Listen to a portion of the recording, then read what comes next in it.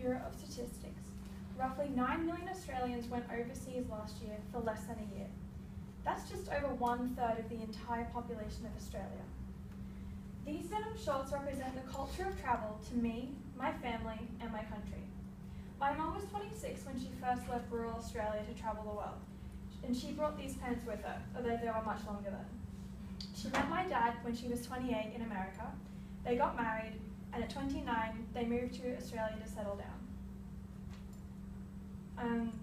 They spent over 3 years traveling all around the world, and these pants were the few possessions that they brought back with them.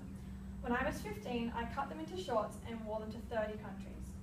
Traveling is more than just about sightseeing. It's a life-changing experience. So first, I will discuss why so many young Australians travel, and then I will discuss how travel is a core part of who I am as a person. Travel is becoming a common piece of youth Australian culture. These pants connect with more than just my own experiences. They are one of 2 pairs most travel agencies will recommend you to pack in your backpack.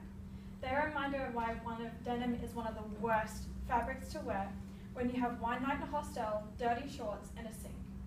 They're a wake-up call to modesty and respect when sightseeing in holy and sacred places, something we often forget when partying in the Greek islands and in everyday life as well. They're a justification that you can and will wear the same things almost every day. Traveling isn't just about sightseeing or exploiting the local drinking ages. It's about finding out who you are. It's about asserting your independence, realizing that the petty things in life really don't matter, and that you can and will rely on yourself in any given situation.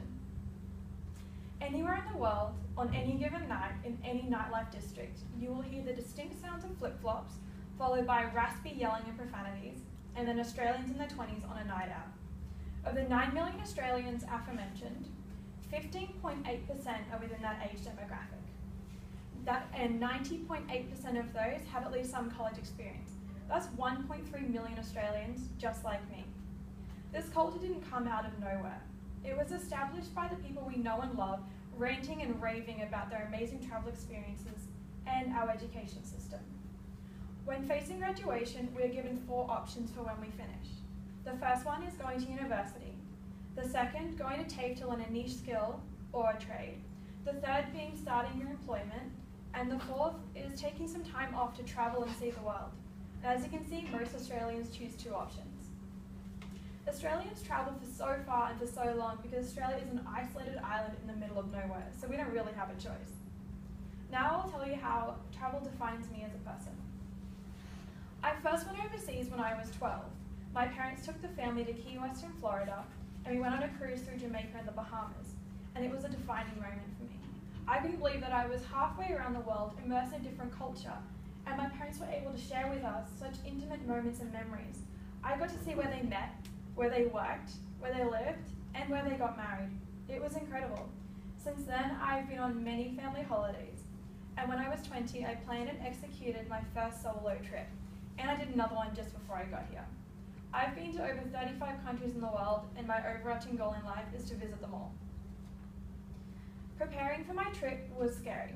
I went to almost every website imaginable to figure out what to pack, what to expect, where to go, and what to do. And it was really daunting. I was scared that I was going to end up alone, with no friends, homesick, and stuck in a country where I couldn't speak the language.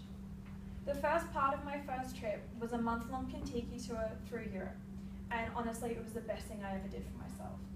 I learned a lot about culture and history and did some really cool things, but the best part out of all of it was my personal growth. I took the first step into becoming an adult. I fed myself, I looked after myself, and I relied completely on myself. It solidified who I am as a person. You are all at the perfect age to put your adult life on hold. Go buy a backpack. First, I discussed why Australians travel so much, why the shorts are significant, and my own personal experiences with travel. There are so many awe-inspiring places out there in the world. I have stood on countless cliffs, beaches, and mountaintops, filled with emotion at the majesty of where I was. I implore you all to have the same experience.